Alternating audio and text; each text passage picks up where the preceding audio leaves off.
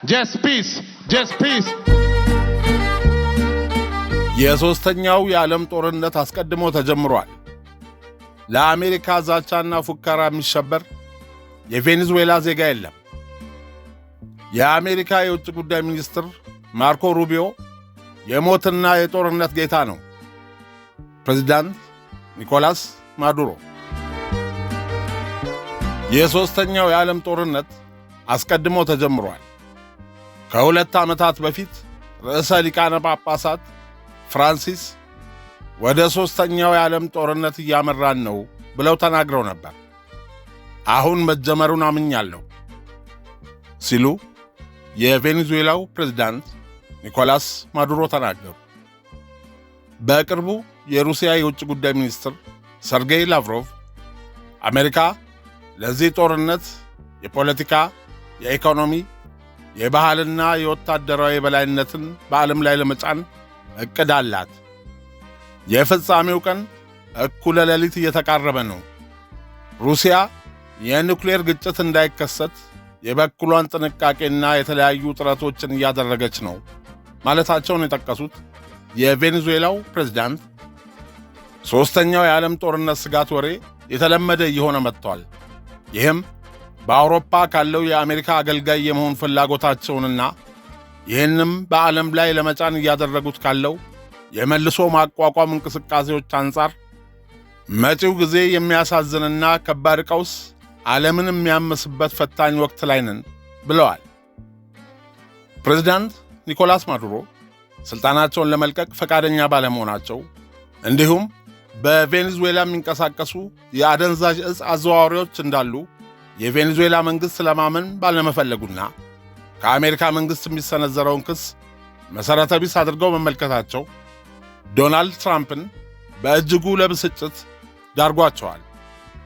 በሴፕቴምበር 2025 መጀመሪያ ላይ ፕሬዝዳንት ኒኮላስ ማዱሮ በሁለቱ አገሮች መካከል ውይይት እንዲደረግ ለውዝግብ የዳረጉ ጉዳዮችን በውይይት ለመፍታት ተስፋ እንዳላቸው፣ ለዚህም የቬኔዙዌላን መንግሥት ፈቃደኝነት ከጃንዋሪ ወር ጀምሮ ንግግሮችን ለመጀመር ሁኔታዎችን ለማመቻቸት ዝግጁ መሆኑን የሚገልጽ ደብዳቤ በግሬኔል በኩል ለዶናልድ ትራምፕ በማድረስ ችግሮችን ለመፍታት በሁለቱ ወገኖች መካከል ድርድር እንዲቀጥል ሐሳብ አቅርበው ነበር።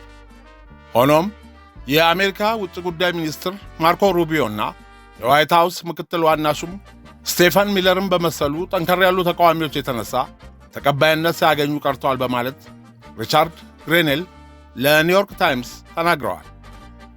ሩቢዮና ሚለር ማስረጃ ሳያቀርቡ ፕሬዝዳንት ኒኮላስ ማዱሮንና ከፍተኛ የቬኔዙዌላ ባለሥልጣናትን አደገኛ ዕፅ አዘዋዋሪዎች ናቸው በማለት በተደጋጋሚ ከሰዋል። ሁለቱም ባለሥልጣናት የካሪቢያን አካባቢ የዋሽንግተን ወታደራዊ ዘመቻ ቀጣይ ምዕራፍ እንደመሆኑ በቬኔዙዌላ ውስጥ ወታደራዊ ጥቃቶችን እንዲፈቅዱ ዶናልድ ትራምፕን እየጠየቁ ነው ተብሏል። ሆኖም የአሜሪካ ባለሥልጣናት ባለፈው ለሮይተርስ እንደተናገሩት ፕሬዝዳንት ትራምፕ የሁለተኛውን ምዕራፍ ጥቃት ለመቀጠል ገና አልወሰኑም።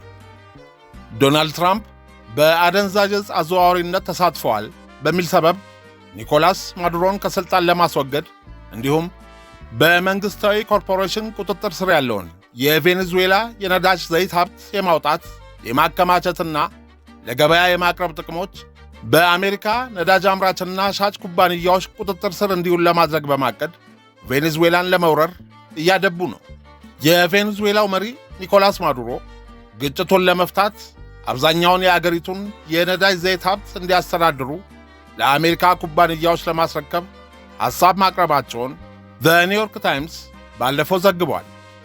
በምትኩ አሜሪካ በቬኔዙዌላ መንግሥት ላይ እያደረሰች ያለውን ጫና መቀነስ ይኖርባታል በሚል የቀረበውን የድርድር ሐሳብ የኒኮላስ ማዱሮን የፖለቲካ ሕይወትና የወደፊት ዕጣ ፈንታ ከሚያረጋግጡ ሁኔታዎች አንጻር የዋይት ሃውስ ባለሥልጣናት ከቬኔዙዌላ ጋር ለመደራደር ፈቃደኛ አልሆኑም። አሜሪካ ፕሬዝዳንቱን በመተቸትና መንግሥታቸውን በአደንዛዥ ዕፅ አዘዋዋሪነት በመወንጀል በቬኔዙዌላ ላይ ለረጅም ጊዜ ጠንካራ አቀራረብ እንደያዘች ገልጿል። ይህም አሜሪካ በአደንዛዥ ዕፅ ዝውውር የተጠረጠሩ መርከቦችን በቦምብ ኒኮላስ ማዱሮ አሜሪካ ቬኔዙዌላን በጦርነት እያስፈራራች እንደሆነና የተፈጥሮ ሀብቷን በመቀማት የአሸንጉሊት መንግሥት ለመመስረት እየሞከረች እንደሆነ ቀደም ሲል ተናግረው ነበር። አሁን አገሪቱ በካሪቢያን የጦርነት ስጋት ውስጥ እንደምትገኝና እስከ መጨረሻው የደም ጠብታ ድረስ ለደም መጣጭ ኢምፔሪያሊስቶች እጃቸውን ሳይሰጡ እንደሚፋለሟቸው እየተናገሩ ነው። የኒኮላስ ማዱሮ ተቀናቃኝ ማሪያ ኮሪና ማቻዶ በአገራቸው ዴሞክራሲያዊ መብቶችን በማቀንቀናቸውና አገራቸው ወደ ዴሞክራሲ ሽግግር እንድታደርግ በመታገላቸው የ2025 ዓመት የኖቤል የሰላም ሽልማት አሸናፊ መሆናቸው ይፋ መደረጉ የኒኮላስ ማዱሮ የሥልጣን ጀንበር እየጠለቀች የመሆኑ ምልክት ነው የሚሉ ወገኖች ተበራክተዋል። ለቬኔዙዌላ ተቃዋሚ ፖለቲከኛዋ ለማሪያ ኮሪና ማቻዶ የ2025 የኖቤል የሰላም ሽልማት የመሰጠቱ ምክንያት እየጨመረ በመጣው ጨለማ ውስጥ የዴሞክራሲን ነበልባል ለምታስቀጥል ሴት መሆኑ በስፋት የተወራ ሲሆን አምባገነኖች ሥልጣን ሲይዙ ተነስተው የሚገዳደሩ ልበሙሉ የነጻነት ጠበቃዎችን ዕውቅና መስጠት ይገባል ሲሉ በሽልማት አሰጣጥ ሥነ ሥርዓቱ ላይ የተናገሩት የኖቤል ሽልማት ኮሚቴ አባልም በቬኔዙዌላ የመንግሥት ለውጥ እንዲደረግ ይፈልጋሉ እየተባለ ነው። ዶናልድ ትራምፕ 8 ሚሊዮን ዜጎች አገራቸውን ለቀው እንዲሰደዱ ምክንያት ሆነዋል። በአገሪቱ ሰላምና ዴሞክራሲ እንዳይነግስ አድርጓል። በአጠቃላይ በቬኔዙዌላ ያለው መንግሥት ከሥልጣን መወገድ አለበት።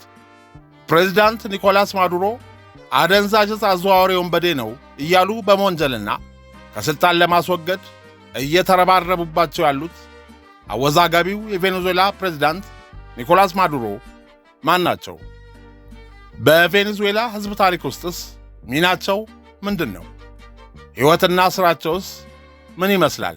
የሚሉ ጥያቄዎችን በዝርዝር የምንመልስበት እንዲሁም የፕሬዝዳንቱን ሕይወትና ሥራ ምን እንደሚመስል ለሳሎን ቲዩብ ቤተሰቦች ይሆን ዘንድ ያዘጋጀነውን ቅንብር እነሆ እንዲህ አቅርበነዋል።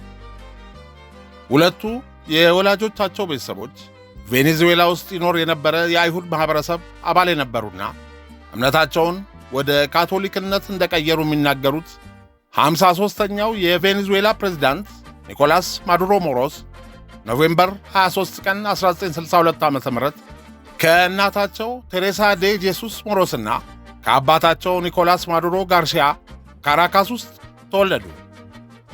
3 ሴቶችና ኒኮላስ ማዱሮን ጨምሮ የ4 ልጆች አባት የሆኑት ማዱሮ ጋርሺያ አንድ የታወቀ የሠራተኞች ማኅበር መሪ ነበሩ። 4ቱም ልጆቻቸው ተወልደው ያደጉት ከካራካስ ወጣ ብሎ በሚገኘው የሠራተኛ ሰፈር ኤልቫሌ ነው። በዚያው ኤልቫሌ በሚገኘው የአንደኛና ሁለተኛ ደረጃ ትምህርት ቤት የተማረው ኒኮላስ ማዱሮ ገና ሁለተኛ ደረጃ እንደገባ ነው የትምህርት ቤቱ የተማሪዎች ኅብረት ፕሬዝዳንት ሆኖ በመመረጥ ለዓመታት ማገልገል የጀመረው። ቤዝ ጊታር መጫወት የሚያዘወትረው ወጣቱ ማዱሮ አንድ ኤኒግማ በተባለ የሙዚቃ ባንድ ውስጥ አባል ነበር። የታዋቂው ዘ ጋርዲያን ጋዜጣ ዘጋቢ ያነጋገረው የኒኮላስ ማዱሮ የቀድሞ የክፍል ጓደኛ እንደገለጸው ስለ ተማሪዎች መብትና ስለ መሳሰሉት ጉዳዮች በትምህርት ቤቱ ዓመታዊ ጉባኤ ላይ የተለያዩ የተማሪዎችን የመብት ጥያቄዎች ይዞ ከትምህርት ቤቱ የሥራ ኃላፊዎች ጋር ይነጋገር ነበር። በዚያን ጊዜ ብዙም የማይናገርና ዝምተኛ ነበር። ተማሪዎች ለኅብረቱ አመራርነት እንዲመርጡትም ምንም ቅስቀሳ አላደረገም። ነገር ግን አብዛኛውን ጊዜ የሚናገረው ነገር ልብ የሚነካና የሚያሳምን ስለነበር አብዛኛው ተማሪ ድምፁን ሰጥቶታል። ኒኮላስ ማዱሮ የሁለተኛ ደረጃ ትምህርቱን አቋርጦ የወጣ ሲሆን ከዚያ በኋላ ያቋረጠውን ትምህርት ለመቀጠል ወደ ትምህርት ቤት እንዳልተመለሰም ይነገራል። በአስራዎቹ ዕድሜው ላይ የሮክ ሙዚቃ አፍቃሪ ነበር። እናም ለበርካታ ዓመታት ሙዚቀኛ ለመሆን ሲጥር ቆይቶ ፊቱን ወደ ፖለቲካ በማዞር የቬኔዙዌላን ሶሻሊስት ሊግ በመቀላቀል የንቃተ ሕሊና ትምህርት ተከታትሏል።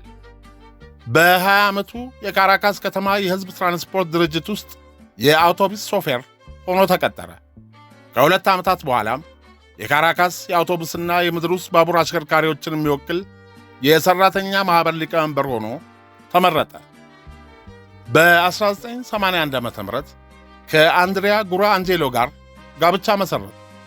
በዓመቱ ማርች 10 ቀን 1982 የተወለደውና አሁን 43 ዓመቱን የያዘው ኒኮላስ ማዱሮ ጉዌራ በቬኔዙዌላ መንግሥት ውስጥ ከፍተኛ የሥልጣን ባለቤት ሆነዋል።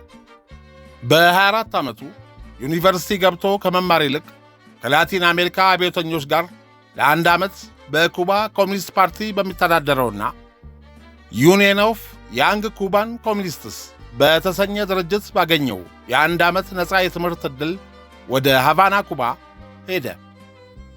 ኒኮላስ ማዱሮ በሃቫና በነበረው ቆይታ በኩባ የስለላ ተቋም እንደተመለመለ ይነገራል። ትምህርቱን አጠናቆ ወደ አገሩ ሲመለስ በቬኔዙዌላ የጦር ኃይል ውስጥ መፈንቅለ መንግሥት የማድረግ ፍላጎት ካላቸው የጦር መኮንኖች ጋር ግንኙነት እንዲያደርግ የተሰጠውን ተልእኮ ለማሳካት እንቅስቃሴ መጀመሩን ሲአይኤ መረጃ አለኝ ይላል። በ1990ዎቹ መጀመሪያ ላይ በአገሪቱ ውስጥ ከጊዜ ወደ ጊዜ የተባባሰ የሄደው መንግሥታዊ ሙስናና የመልካም አስተዳደር እጦት ተስፋ ባስቆረጣቸው የጦር ኃይል አባላት የተቋቋመ በሁጎ ሻቬዝ የሚመራ ሙቭሜንቶ ቦሊቫሪያኖ ወይንም የቦሊቫሪያን አብዮታዊ ንቅናቄ የተባለ ሚስጥራዊ ቡድን ተቀላቀለ። ይህ በሁጎ ሻቬዝና